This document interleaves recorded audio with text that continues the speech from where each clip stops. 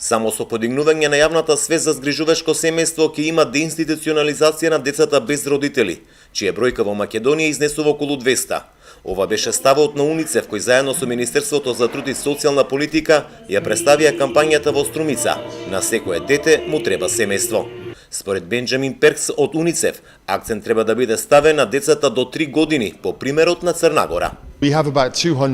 Моментално околу 200 деца се згрижени во институциите во земјата, а исто така беше истакната и обврската и посветеноста во однос на деинституционализацијата, дека нови деца ќе му се обезбедат семејство. Еден од приоритетите е да се намали бројот на згрижени институционално деца под 3 годишна возраст и тоа е приоритет кој што сакаме да го спроведеме во следните 2 години. Некои земји, како што е Црна Гора и останатите земји од поранешна Југославија, потполно го имаат елиминирано сместувањето на деца под 3 годишна возраст.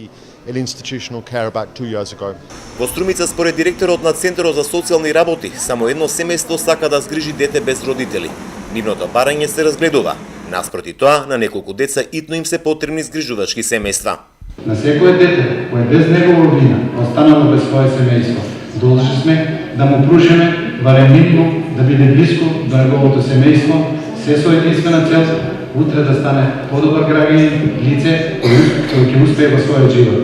Затоа подадете рака. Љубица Аврамовска од ТСОС детското село кој што има згрижено 5 деца апелираше до сите кои имаат услови и можности да се јават и да помогнат на децата кои од било која причина завршиле во институција. Институцијата, иако има и топлина, и храна, и љубов од вработените, ама тоа е се како на работа. Тоа е се како детето во градинка. Тоа е друго како ние што ги чуваме децата. Јас сум по 24 часа со нив.